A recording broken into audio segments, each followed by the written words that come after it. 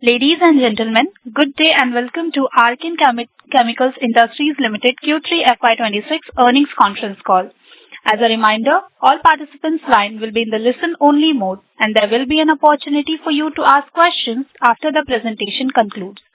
Should you need assistance during this conference call, please signal an operator by pressing star then zero on your touch-tone phone. Please note that this conference is being recorded. I now hand the conference over to Mr. Ranjit Pendurthi, Executive Vice Chairman of Archean Chemicals Industries Limited. Thank you, and over to you, sir. Thank you. Good morning, everyone. A warm welcome to all of you joining our Q3 and 9-month FY26 earnings call. Thank you for taking the time to be here with us today. On this call, we are joined by Mr. Ram Praveen Swaminathan, Managing Director, Mr. Natarajan Ramamurthy, CFO, Mr. Rajiv Kumar, DGM Finance, and SGA team, our Investor Relations Advisor. First update is on the changes in the senior management team. Further, the board has appointed Mr. Ram Praveen Swaminathan as the Managing Director of the company. We would like to welcome him to the Archean team. Ram Praveen Swaminathan has over 28 years of experience in business leadership, operations, and strategic transformation across industrials, energy, and manufacturing sectors. He has led large-scale growth, technology-enabled transformations, and operational turnarounds across multiple geographies and industries. He has most recently served as the MD and CEO of Mahindra Logistics Limited, where he repositioned the company as an integrated technology-driven logistics provider and significantly scaled its revenues. Our colleague, Mr. Kannan, has decided to move out of the company due to personal reasons. I would like to place on record our thanks and appreciation for Mr. Kannan for his contributions to the company. Mr. Kannan will continue to work closely with Ram and myself over the coming months as part of the leadership transition. We are at a very exciting phase in Archean Chemicals businesses across the range of businesses we operate. And to further lead this exciting phase of growth, Ram has agreed to come on board and lead the management. I will now hand over to Ram to provide an overview of the business performance. Thank you. Good morning, everyone, and thanks, Ranjit.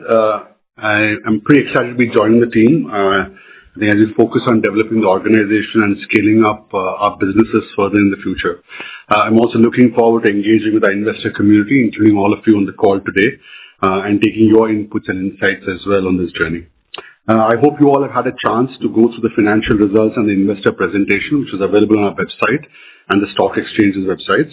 I will provide a quick summary of the overall business performance and then hand it over to Natarajan for a quick financial summary, and then revert back for the Q&A and closing comments.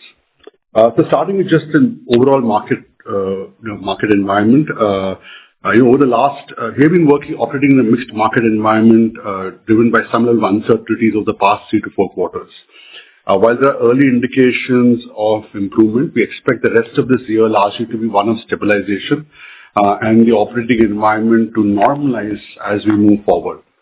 We are closely tracking developments across the proposed India-US and the India-EU FTAs, which could be a platform to create new opportunities for the Indian specialty chemicals exporters over the medium to long term. The India-EU FTA and other regional trade agreements will provide long-term tailwinds for the sector, though it has limited short-term impact on our operating segments. During this period, our focus continues to remain firmly on strengthening the fundamentals of the business, driving focused growth, accelerating operational excellence, deepening our customer partnerships, and capability building across the enterprise. Continued focus and acceleration on this will ensure that we are well positioned to benefit from these initiatives and other macroeconomic drivers, which we believe continue to remain extremely positive for our company and the sector as a whole. Coming more specific to our own performance, as we have mentioned in prior earnings calls as well, the overall business performance in the first 2 quarters was challenging, with results impacted by multiple issues, including erratic monsoons, logistics disruptions in our area of operations, some technical issues in our plant operations, and lower crude prices, which kind of impacted rig activity and affected some of our end markets. We've also seen a mixed environment on pricing with continuing pressure on industrial salt prices, but favorable movements on bromine. On a positive side, in the quarter we just completed, I think salt pricing was stable, and that's kind of a good trend as we look forward. Increasing bromine prices have also put pressure on margins in the derivative segment and demand for some of the downstream products. Despite these challenges, I think we were able to capitalize on some of the tailwinds and drive stronger momentum in the third quarter. We saw a healthy demand in the industrial salt segment, which showed strong volume growth year-on-year and also year-on-year growth in derivatives, which partially offset weaknesses in other segments, most specifically the bromine business. On a consolidated business, the company has reported 11% year-on-year revenue growth for the 9-month period. And for Q3 specifically, our revenues on the standalone operations grew by 12% and consolidated operations grew by around 10%. Now, I'd say growth was limited for us in as much by operational factors as by the market. Now, I'll kind of talk about them a little bit more as I cover segmental performance. Going to the specific segments, and I'll start off with elemental bromine. Demand for bromine continues to remain strong. During the first 9 months, India was a net importer of bromine, with stable to positive trends globally as well as domestically in terms of demand. Short-term pricing trends have also remained favorable, and we continue to have a very healthy order book and are seeing positive traction with our customers. We'll also continue to see growing demand internally from our derivatives business, which is Archean.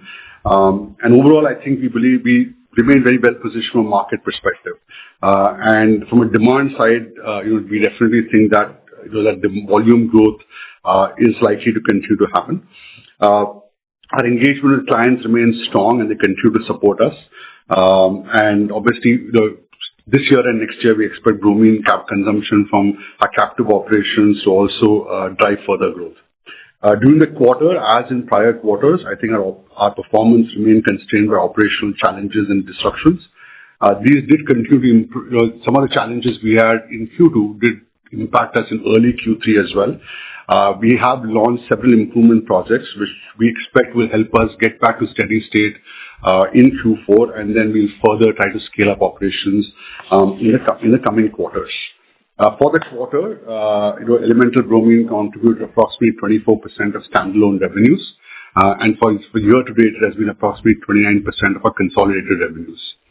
On industrial salt, during the quarter, we sold approximately 1.1 million tons of salt, kind of reverting back to our quarterly run rate of more than 1 million tons.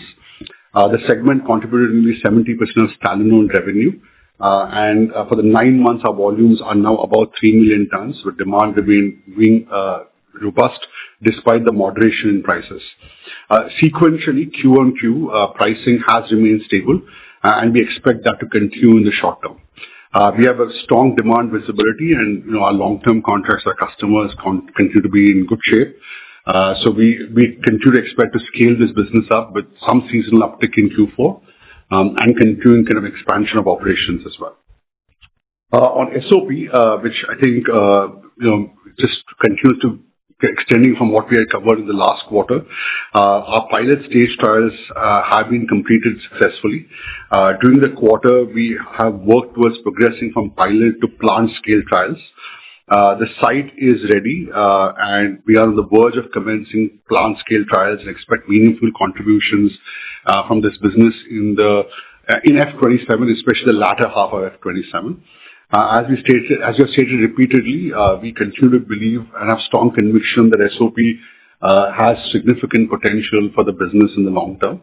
Our challenges in that business has been obviously around changes in feedstock given brine quality, and those are the technical changes we are making in the plant operating system now, which should, when successful, will kind of position us well to start scaling up operations again.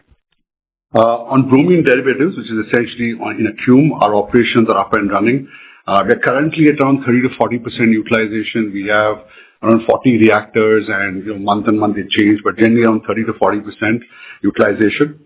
Global uncertainties and obviously lower crude oil prices have impacted rig activities, which has further impacted the oil field chemical market demand.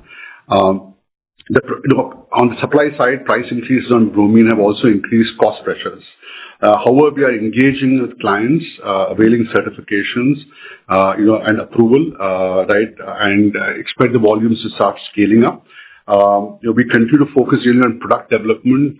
We have around 15 new products in pipeline, which are at different stages in terms of customer trials and completion. And this should help us, we believe, grow to around 50 to 60% utilization in the coming quarters. We've in the past mentioned about the flame retardant bromine project. So a quick update on that. We are in the project evaluation phase there, and we'll provide a more detailed update on that as we make progress. Current market environment is kind of mixed there, so we are trying to evaluate the feasibility of that business and how quickly we can scale volumes up. Now moving on to our strategic initiatives, especially in what I call the advanced materials space broadly. On the semiconductor side, during the quarter, our semicon business initiative through Syschem continue to make strong progress. As you're all already aware, Syschem is among the 10 projects approved by the Union Cabinet under the Indian Semiconductor Mission. The finalization of the fiscal support agreement with the Indian Semiconductor Mission is currently underway and is expected to be completed soon, which will then give further finalization to the overall funding framework. Execution on the ground has already begun. The 25-acre site in Info Valley, Bhubaneswar has been allotted, and we held a groundbreaking ceremony on that at the site in November 2025. Land leveling is complete, and we are right now going through topographical survey and soil testing right before we start any construction activity. Along the same time, we're also kind of investing in developing our go-to-market strategy, finalizing our supply partners, including for fab design, EPC, and project execution. And overall, we believe the project is well positioned. From a timing perspective, we are on target right now in terms of our internal schedules. And from a medium to long-term perspective, we continue to believe that this is very well positioned to not just enhance our own business, but also, I think, contribute meaningfully to India's emerging compound semiconductor ecosystem. All right. We continue to share. This is a long gestation project, so we'll continue to share updates with all of you as we move to the next phase of execution. Our energy storage business, which is the other strategic initiative we have. As you know, we have invested in Off-Grid Energy Labs, a zinc bromide battery innovator, with a robust IP portfolio of over 50 patents and more across cathodes, anodes, and separators. In May 2025, just to remind everyone, we successfully acquired 18.14%, with the remaining commitment expected to be completed over the coming period. The company, as in Off-Grid Energy Labs, plans to set up a 10 megawatt-hour demo manufacturing facility in the UK. The work has already started and is progressing well with the R&D for the next generation station energy solutions kind of underway. Again, this is a project we continue to keep you all updated of progress in the coming quarters. Overall, if I kind of look at summarizing at a summary level, our business fundamentals remain strong and robust. Our marine chemicals portfolio is well positioned with high product quality, strong customer acceptance, and continued focus on strengthening our cost position. Year to date, we had some challenges operationally due to some external factors, and operational factors really in the bromine business, and of course some external issues around pricing on the industrial salt side. But we remain focused on recovering this in coming quarters. Our long-term investments in advanced materials are on track, continue to position as well for the long term. So I'll now hand over to Natarajan to provide a more detailed financial summary for the quarter and for the year to date, and then I'll come back for the Q&A and the wrap. Natarajan? Yeah. Thank you, and a very good morning to all the participants on the call. We are pleased to report a notable performance for the quarter gone by. To give a summary of Q3 and 9 months FY26 on a standalone basis, let's start with Q3 FY26 performance. Total income for Q3 FY26 stood at 2,608.1 million, 2.4 increase on a year-on-year basis. We have shared the revenue and the business mix in the investor presentation for better understanding. Our business mix is as follows in Q3. Bromine contributed 23% of the total standalone revenue, and the industrial salt contributed around 77%. Sale volume of the business are as follows. Volume sales of bromine for Q3 FY26 stood at 2,403 ton. Volume sales of industrial salt Q3 FY26 stood at 1.1 million ton. EBITDA for the company stood at 698.6 million in Q3 FY26, 25% decline on a year-on-year basis. EBITDA margin stood at nearly 27% for the quarter. Increase in expenses were largely due to increase in logistics costs, new employees and other overhead costs from the new units. Net profit of Q3 FY26 stood at around 343 million. Coming to 9 months performance, total revenue for 9 months stood at 7,840 million, 7.4% growth on a year-on-year basis. EBITDA stood at 2,416 million, 10.8% dip on a year-on-year basis. Net profit is 1,246 million, 1.6% decline on a year-on-year basis. On a consolidated basis, Q3 and 9-month performance stood as total revenue Q3 FY26 stood at 2,615 million, bromine derivative 142.1 million, EBITDA for the company 613.5 million, and the net profit 240 million. 9-month performance, total revenue 8,016.7 million, EBITDA 2,166 million, and net profit 931 million. With this, we conclude this speech and open the floor for Q&A. Thank you, Natarajan. We'll now open for Q&A and I request the moderator to kind of facilitate the same. Thank you very much. We will now begin the question and answer session. Anyone who wishes to ask a question may press star and 1 on their touch-tone telephone. If you wish to remove yourself from the question queue, you may press star and 2. Participants are requested to use handsets while asking a question, and you are also requested to limit your questions to 2 per participant. Ladies and gentlemen, we will wait for a moment while the question queue assembles. The first question is from the line of Sanjesh Jain from ICICI Securities. Please go ahead. Yeah, good afternoon, Sanjesh. Good afternoon, Sanjesh. Good afternoon.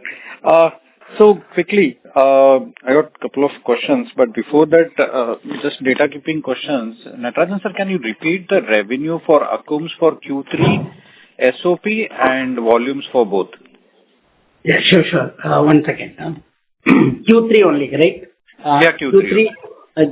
Total quantity is 799 metric ton, and value is in 137 million. 137. And for 9 months ended? No, for SOP? No, 9 months we got. Okay. SOP you want? Yeah, SOP volume and revenue. Yeah, SOP Q3 is one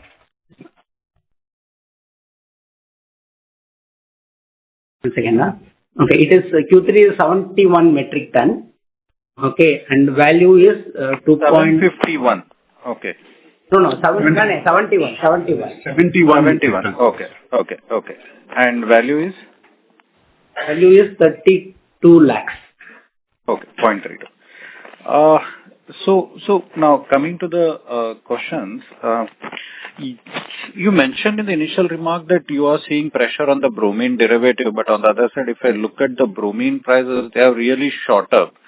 Now, both really doesn't add up. If there is a pressure on the derivative, how can the elemental prices go up? Or if there is some supply constraint which is driving this bromine prices, how should we read this commentary in together?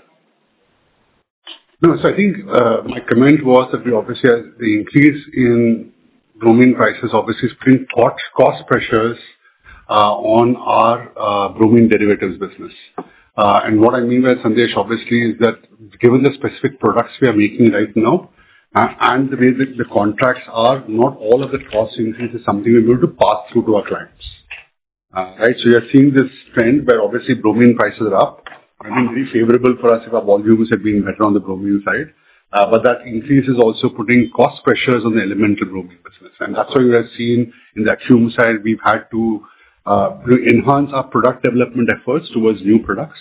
And also we've seen some downtick in our revenues because we've had to kind of adjust volumes in some of the products where we had a higher cost impact.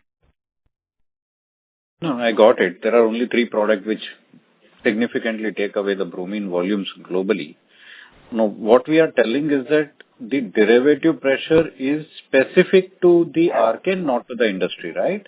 Then Yeah, it's specific more to our products. That's why I made that comment, that currently our current product portfolio has a longer tail on that, which is why I mentioned we are in the process of accelerating the 15 products we have in the pipeline. Very clear. Second, on the bromine, last quarter we mentioned that we have a 10,000 metric ton of backlog. The production really not keeping up. Just wanted to understand how much of this backlog is with the lower pricing, which may hurt us because we are not fulfilling that and probably may have to fulfill them in the future.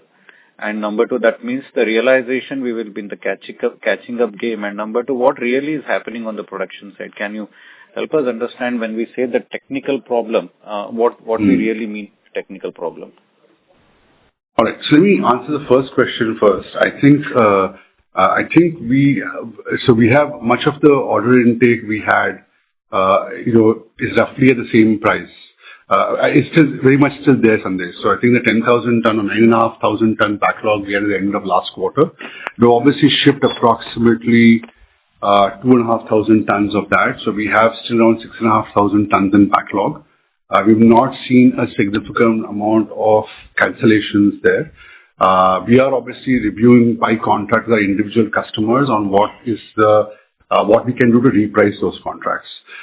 If I had to give a simple headline message, I think there will be some carry over the next 1.5 quarters or so, but we hope to then reset to market pricing over the next couple of quarters. Right? So there'll be some carry in it.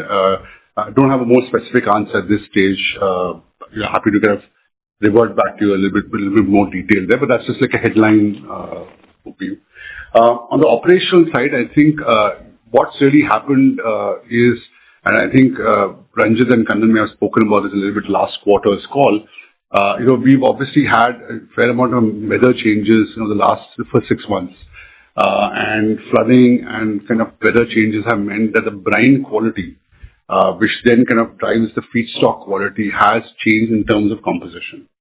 That has meant that we've had to make some changes in our brine field operations to kind of ensure that we are enhancing the feedstock quality. We've also had to make some changes or improvements in the operation in the plant itself to be able to kind of manage a wider range of brine or input feedstock. So we had a trailing effect of that. Essentially, throughput came down because of that last quarter as well, and we had a trailing effect of that in the first half of this third quarter as well. We then obviously launched some improvement projects. We had that also resulted in some time off because we had to kind of make changes in the system. We ended the quarter getting back on a positive trend. And that's why I mentioned that I believe that, in the coming quarters, earlier rather than later, we should be able to get to a steady state. Steady state, to remind you, in my mind, is kind of what we did last year. Last couple of years, we were at the 18,000 ton kind of level. And we want to get back there. And then obviously, our goal is still in the near to medium term to try and get to the 25,000 ton run rate. Got it. So we had a capacity of 42. Why are we targeting only 25? That there's a disconnect between the capacity we have and the production we are targeting. So, Sanjesh, Rajiv here. I'll step in. Hi, Rajiv. Hi, Sanjesh. So, as we have previously mentioned in our call, the capacity expansion will actually primarily happen between 25 and 42 in line with the capacity expansion in the derivative business. Okay. Yeah. So as we put up more derivative, only then we will be able to extract more bromine, or we will be extracting more bromine probably. Yes. And so I think obviously, that's a headline. That's overall. Got it. No, but just want to understand on the derivative side, there's a sharp drop in the volume. How do we plan to ramp it up? And I think we are lagging significantly in terms of what we thought we could do. I know the market conditions stuff, but can you help us understand how should we look at FY27 for us? Yeah, so I think just to answer the question more clearly. So we are right around 35 to 40% utilization. So first, the plant is first target for us is just to kind of get the utilization up. The second thing I think is that the product mix we have essentially 3 to 5 products which are running most of the volume. Those are things which we would like to kind of move away from or change the mix away from that. So that's the two big focuses right now, is to get the right product mix, get the right level of penetration with customers. The potential is there, even though markets are a bit soft. I think the potential is there, and we started the quarter with around 5-6 products in the pipeline.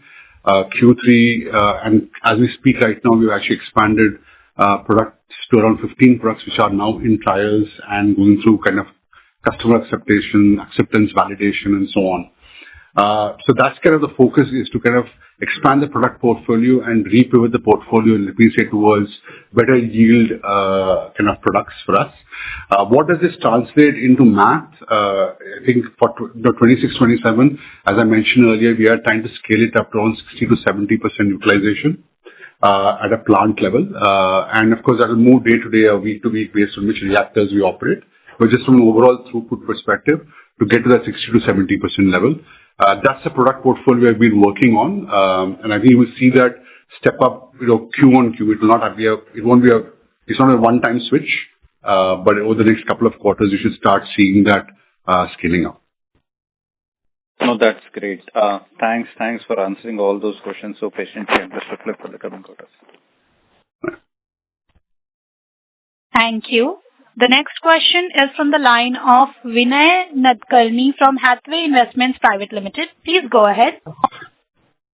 Yeah, good afternoon. I have just one basic fundamental question. When I'm looking at your company for the last, 7-8 quarters now, whether it is oil hydrocarbons, whether it is, your bromine derivatives, whether it is bromine also, or SOP, everything gets delayed as the quarters go by. So every time there is some kind of a delay that is happening. Is there any management bandwidth issue that you have which is impacting this? So Hemant, I think I don't think that would probably. So firstly, every company has challenges around management bandwidth, scale-up operations. I'd be cautious, but that would be an oversimplification of the issue. I think there are very specific challenges we've had, right? So obviously bromine, we were at a good run rate prior, as I think we were at 18,000 tons. We are looking at a run rate of around 25, and then as you mentioned earlier, to do a kind of minor brownfield expansion to take it around the target of 40,000. We've had the setbacks which we talked about earlier, and I think we have good bandwidth on the ground, which is why we've been able to make these changes within one quarter. Right, it's a continuous process manufacturing plant, and we've been able to make changes, in fact, without any major shutdowns. Right, because we have fairly good bandwidth on the ground. Industrial salt volumes are growing, right, and therefore so in that part of the business, I think there are headwinds, but there's no challenge around bandwidth. Right, the Idealis investment was projected, saying that it will take us multiple quarters, as we had got the assets out of NCLT. We had to make stepwise changes. There are issues in terms of local ecosystem challenges and so on. The good thing, and so it's not been that we don't have bandwidth, we don't have team working on it. It's just, I think, the nature of the program which we had, and we always, I think, bore caution to the fact that given it's an NCLT asset buyout, it will be a staged recovery process and not an overnight kind of scale up. 3 plants are now operational, right? We have to take, these products actually have a long customer certification cycle. It's not a commodity product like salt, right? And therefore, it does require a fair amount of customer approvals. So 3 plants are up and running now. We are in the process of scaling it up. On the Q side and the derivative side, yes, I think that's a piece which has been, I think we are to execute that a little bit better. And those are changes which we are making, right? So I think, and a lot of that is around product development. We've accelerated that over the last quarter. and we are continuing to focus on accelerating that this quarter even further, right? So that's a piece where back-end is really solid. Like operationally, the plant's in great shape. It's very good. It's got great operating metrics, but the demand side scale-up has been weak because we have had to kind of rework our go-to-market and our product portfolio. And that I take your point, and that's what we're working on right now. Yeah. My observation was also on SOP, because that is one high margin product that you have, and which has got a good demand also. But somehow, quarter after quarter, we see delays getting, a little too frustrating. So Hemant, as you know, our conviction on SOP. Our conviction on SOP still remains extremely strong. Right? We have maintained that now for several years. Right? It's a complex technical issue, and it's not the lack of our resources committed to it or the capability of those resources. We have strong resources, partnerships globally, but it is a complex technical problem which takes time to solve. I think we are now getting close to a point where we think we have, I would say, a more enduring fix. We have been trying to do many short-term fixes, which obviously have not given the yield we had expected. So we are now at a point where I think we have a more enduring fix, but it'll take us a few more quarters to get there. Thanks a lot for that answer. Looking forward to a brilliant FY27.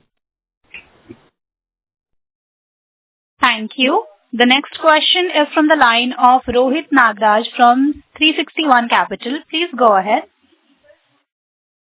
Thanks for the opportunity. Good afternoon. So first question is in terms of the contracted volumes for bromine. So if you can just help us understand how much is maybe a medium long-term contract and how much is spot. I mean, the perspective that we want to hear is whenever there is change in bromine prices, whether we get that advantage or not, because I think last year also it happened sometimes in the month of April, May, bromine prices went up, but it was not reflected in our performance. In the last couple of months now, bromine prices have gone up beyond $5,000.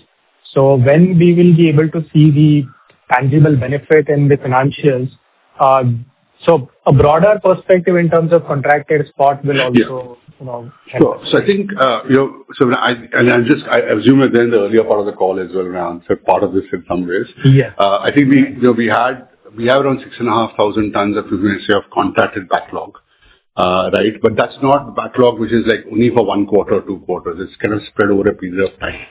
And we have a mix of both spot and contract prices. So we have obviously the balance of both long-term contracts and short-term contracts in the mix. I think the challenge for us is about the production side of it. Obviously, when the production side has been trailing, we don't have enough bromine coming out to actually balance both those customer sets. And we do have to make strategic calls given our customer relationships. And that's probably the reason why you may not have seen some of this impact, at least this year. I can't talk about last year, but at least this year's perspective. And I think, as I mentioned, we will probably see a trailing impact of some of these contracts for a couple of quarters. The exact impact of it will also be a function of how much we're able to get through into our system, right, in terms of production. So at this stage, I mean, that's probably the best input I can give you is that I do think we will see that the contracts will have a impact over the next couple of quarters, but they should probably, the longer term contract should probably represent 50 to 60% of our volume and not more than that. Okay. So once these, I mean, just a clarification on this, once these long-term commitments are over, what could be the optimal mix in terms of maybe a medium long-term contracts and spot, just to get an advantage of the spot market as when it arises. Otherwise, let me come back to you specifically on that. I don't have a perfect answer on that right now. Right, we're still kind of reviewing some of this as well. But I will try and reach out. Somebody from our team will reach out to you separately outside this call. Sure, sir. Thank you. So second question is in terms of next year, given the constraints that we have on bromine, is there a fair chance of reaching at least the 18,000 tons of production, which includes both the element sales as well as for our capital? So simple answer, yes. right? Okay, perfect. That's helpful. One more question I just want to squeeze in. Oren, we had indicated that, there have been delays in terms of the revenues. Next year, what is the reasonable number that we can put 100 crores, 150 crores based on the current understanding of where we are? See, I think as a matter of rule, we don't give guidance, and I think, right. So, but what I would say, I think, is on the Cume side, I was very specific. We do expect we'll get to a 50 to 60% capacity utilization there. On the Oren side, or the Idealist side, I think as I said, we are still in the process of scaling up plants and operations. So at this stage, I'll probably would defer answering that question. But if you can pick that thread on it next quarter, I'll probably be able to give you a better insight on it. Fair enough, sir. Thanks a lot for answering all the questions, and all the best, sir. Thank you. Thank you. The next question is from the line of Aditya Ketan from Smith's Institutional Equities. Please go ahead. Yeah, thank you, sir, for the opportunity. Just a couple of questions. So on the bromine side today, so climate change is quite visible, as you mentioned, there was some bad weather impact. And it seems nowadays even a smaller wind comes, it takes away our volumes. So sir, just putting things in perspective, how many months or days of lost volumes we can build? And what is the sustainability of the numbers which you have given of 25 KT? How should one put faith in the numbers this bad weather impact wouldn't be there in the coming fiscal, so 1 to 2 years? And how should this play out in the longer run? No, I think the weather. So the weather impact is two things. Obviously, in some extreme cases, it can result in a total shutdown of operations. But the larger set of issues we've had is more about adapting our systems to it. When these changes happen, they obviously change the flow of feedstock and the chemical capabilities of the system. I'm reasonably confident that I think we have solves on most of this implemented now. There is clearly a roadmap to get to that 17,500, 18,000 number. As I mentioned to Vinay earlier, that we are a simple answer. We will be north of 18,000 tons next year. Right now, the goal is to get to a run rate of between 18 and 25,000. At which stage we'll obviously have to do some expansion work. Right, and we're hoping that the derivatives bromine business will also start scaling up meaningfully at that stage, so we can actually make that step up beyond 25,000. Right, but I don't think this is a flash in the pan thing that when it happens, we just end up going sideways. There are technical things which one has to do to solve the problem, and that's what we have taken care of now. And we should start seeing that coming through in our results as well. But onto the bromine derivative side, we have clearly witnessed the business has not been able to ramp up quite steep.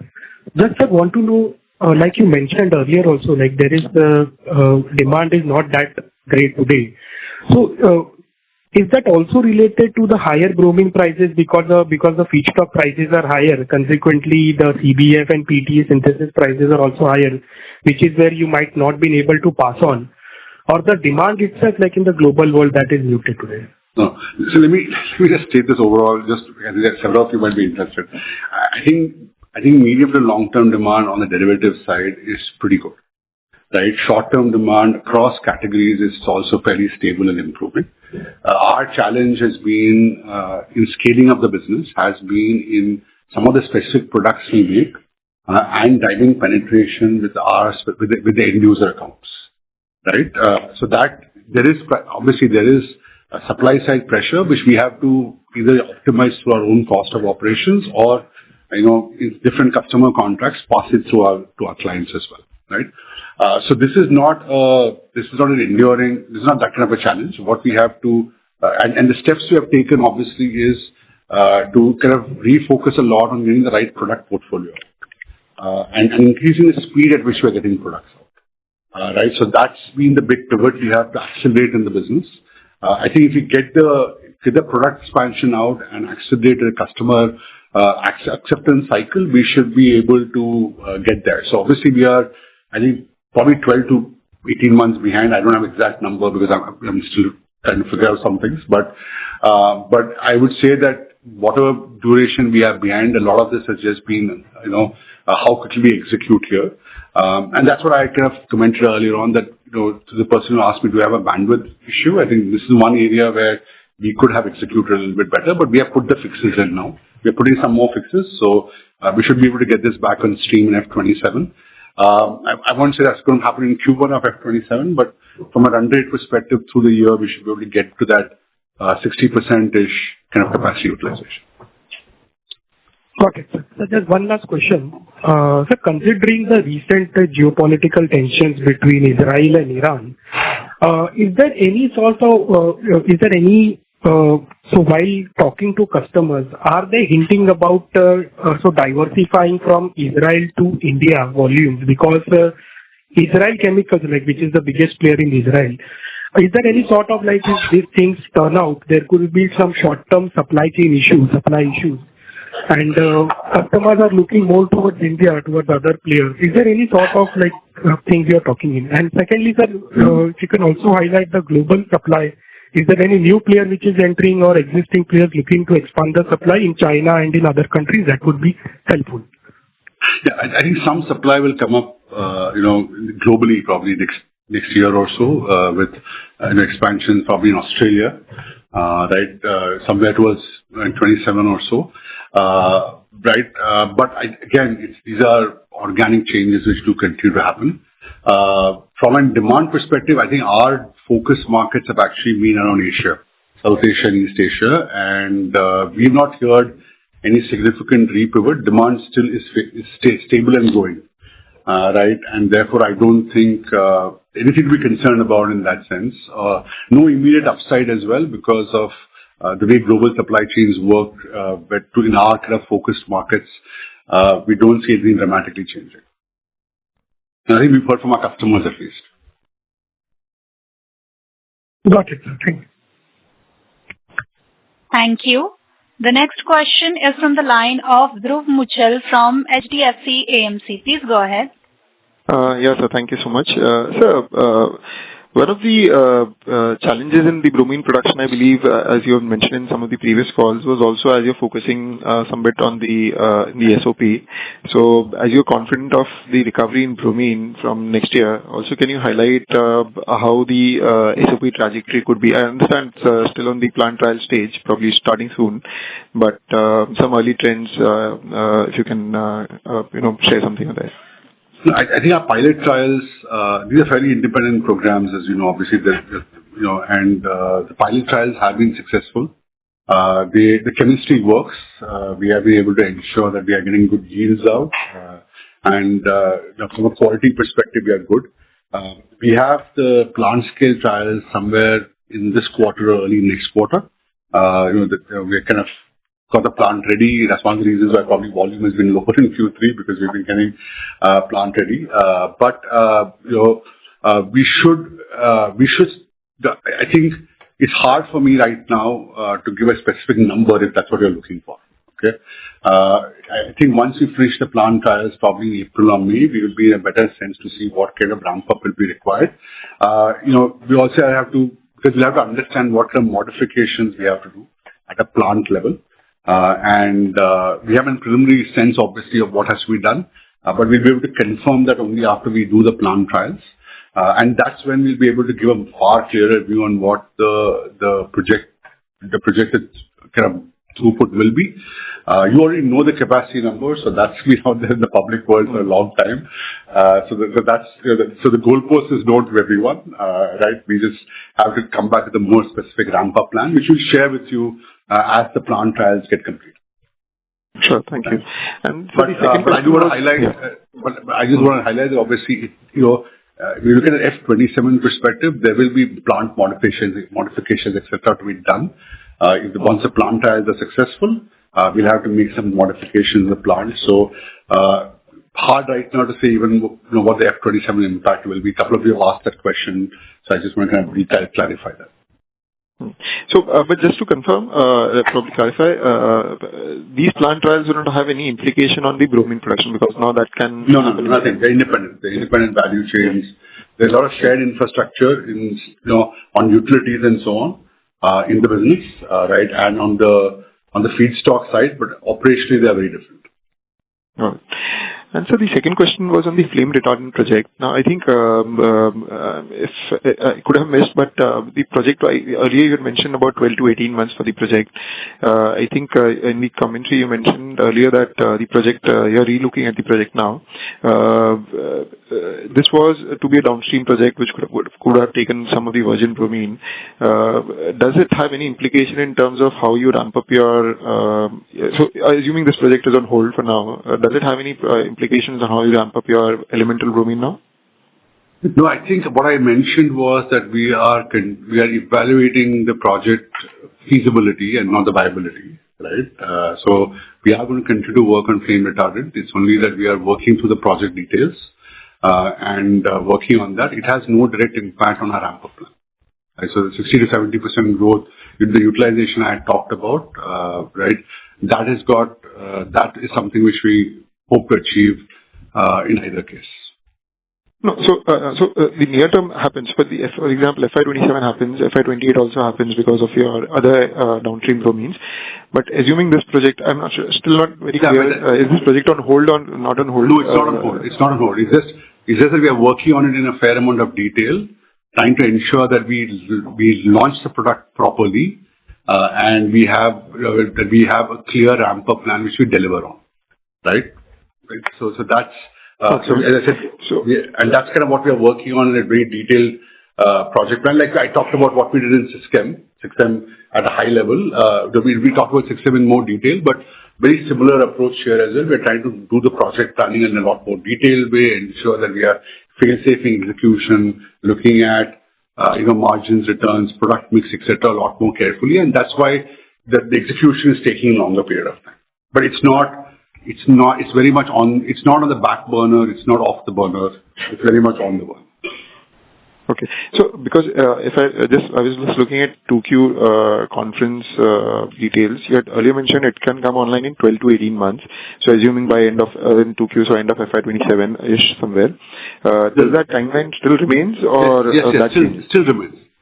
Oh, okay, got it. Okay, so basically you're just reconfiguring the product mix and the back. Okay, that was the update I gave. So they were working through the project details, and that's all it is. And we give you an update because you mentioned in Q2. That's why we gave an update this quarter.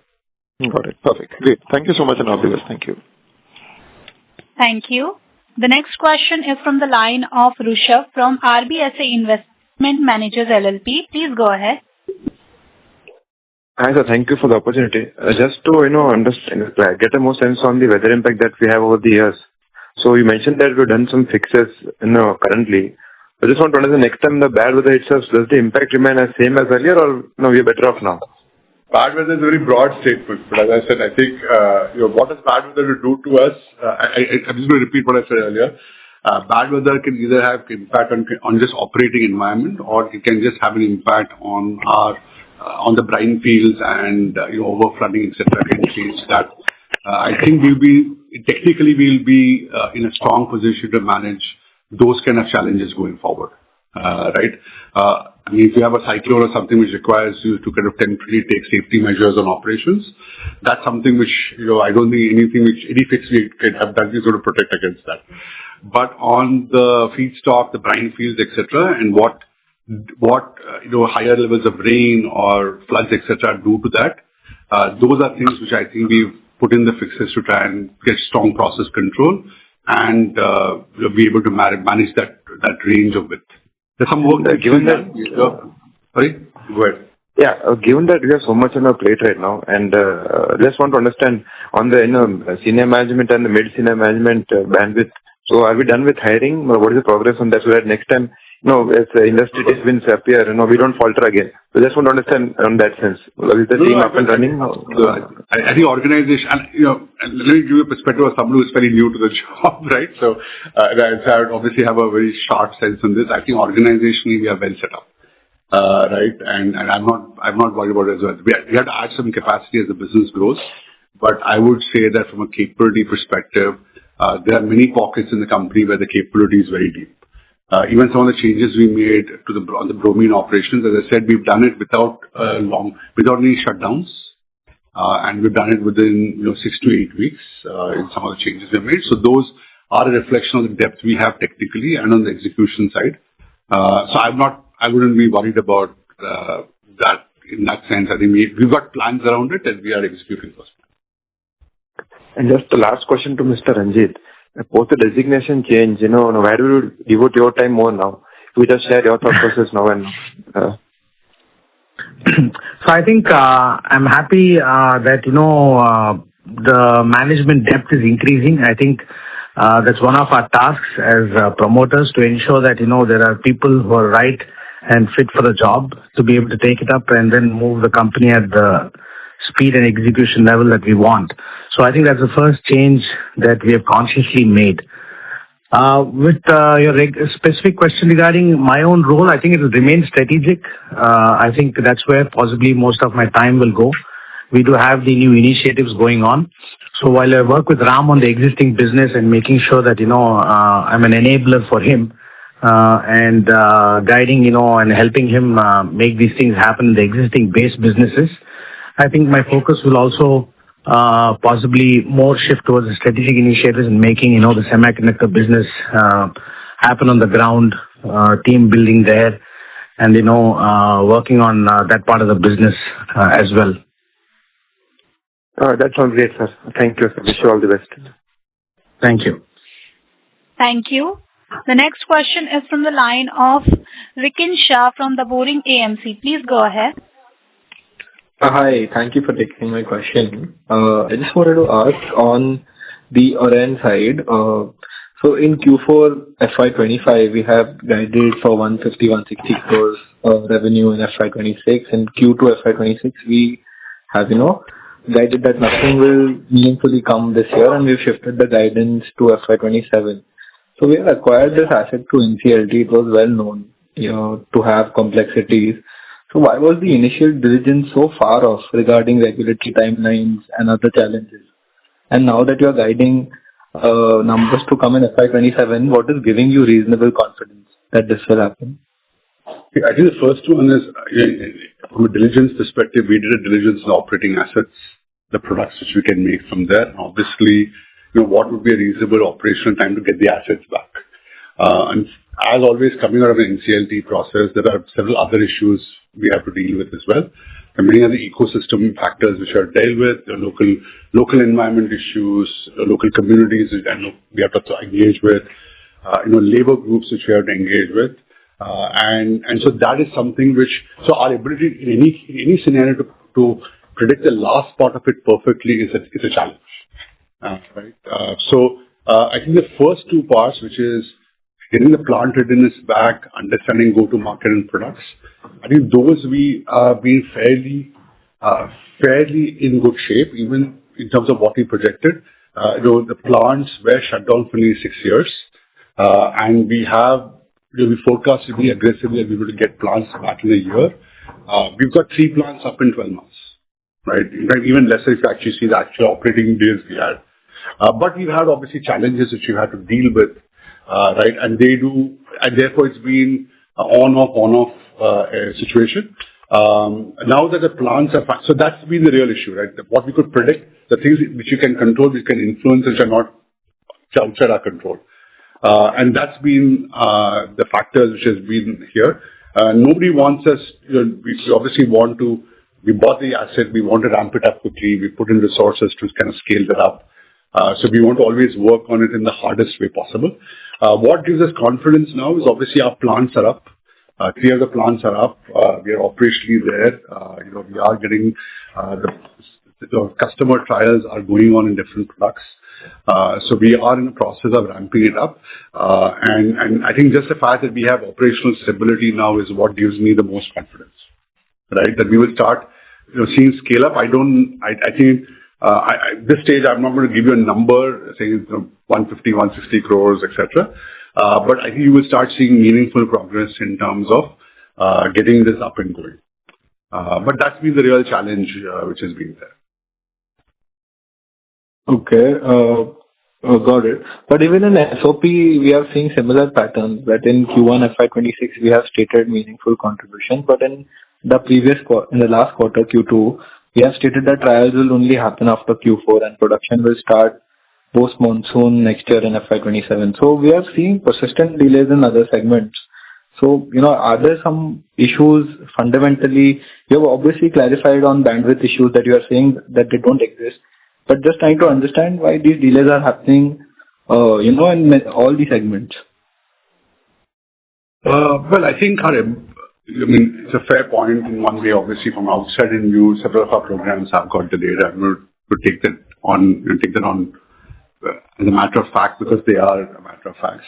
I think clearly, our ability to, what I think is the one thing which we can do a lot better on is our ability to see the interplay between external and internal factors and organize ourselves better to respond to them. Right? And that's the piece which we are investing a lot more on doing right now. So if you look at the SOP issue, I think there have been technical delays. We are working with a technology partner there. Pilot trials do take time. I won't say it's hit and miss, but there are multiple scenarios which they test on. We have to do, it's a bit iterative because you get results from every trial and try to rework it. We went into FY26 thinking that, we are in a good shape there. But obviously, as we did the trials, we gave you an update, that we will actually require more time on it. I think Idealis or Archean is a very unique case because of the NCLT issue, right? I mean, these two are, in my mind, are two big things which, as you called out, probably have been more longer term shifts. But one is very technical, and the other one I think is a bit of an ecosystem issue. Can we do a better job of synchronizing between external and internal factors? I think definitely, and that's our job as a management team to execute better. And hopefully, you will see that going forward. All right, sir. And lastly, just building upon what... Mr. Shah, sorry to interrupt you. Can you please rejoin the queue for more questions? All right, sure. Thank you. The next question is from the line of Rohit Sinha from Sunidhi Securities. Please go ahead. Yeah, thank you for taking my question. Most of my questions are already answered. Just one thing on the order backlog, which we are stating around 6,500 for derivative side. Obviously, and bromine, not derivatives. Okay. So that 6,500 is pertaining to, which geography or industry, if you can indicate? I think it's across the board. There's no specific factor of materiality in that. It's across the board. And the only thing I would say is that it's not 6,500 tons, which is all due. Our contracts are stamped for different delivery dates. So, it's not necessary that all 6,500 are actually, all to be dispatched today. They have to be dispatched over a longer period of time, right? And that's why we have a balance between short-term contracts and long-term contracts in the portfolio. And as the volume starts getting ramped up, you will start seeing that getting kind of burnt out, right? Or it is getting repriced. But there's no specific trend line which has shifted in that. Largely, we remain a lot heavily focused on the Asian markets for the larger part, and our segments still remain pretty much the same. No real shift. Okay. So in industry specific, if you can indicate. Sorry? For which industry these products are, already we have indicated for the region-wise as Asia Pacific mainly will be having this. But on the industry side, whom we are going to supply these on volumes? Yeah, we'll provide why don't you, if you can just send an email to SGA, probably I'm not able to understand the question very well, but if you can just send a query to our investor relations team, we will give you a more detailed response on it. I'm happy to share whatever is not very sensitive, but please let us know. Okay. And one, just for information's sake, for this semiconductor side, if you can just indicate the timeline from where this financial agreement will be completed and post how things will be progressing, and by when we should start seeing the final output from the plants? So I think as you mentioned earlier, one is on the ground. I think we've broken ground. We're going through topographical evaluations, land soil evaluations, and so on. So that is one program, one item which is going on. I think the funding framework has to be finalized. That's something which we are having discussions with the Indian Semicon Mission on. That's an external dependency which we don't have a clear end date on, right? We are in good shape there. We have got good progress happening there. Once that gets finalized, I think we'll be in a position to give you more specific details on timing and impact. Okay, fair enough. That is from my side, sir. Thank you. Thank you. Thank you. Ladies and gentlemen, in the interest of time, that was the last question. I would now like to hand the conference over to the management for the closing comments. All right. Thank you all for joining us in the call today. We appreciate your time and continuing interest in the company. In case of any queries, you may please feel to get in touch with SGR Investor Relations Advisor. And obviously, I look forward to meeting all over the next call, and some of you probably even before that. Thank you all for your interest and part. On behalf of Archean Chemical Industries Limited, that concludes this conference. Thank you for joining us, and you may now disconnect your lines. Thank you.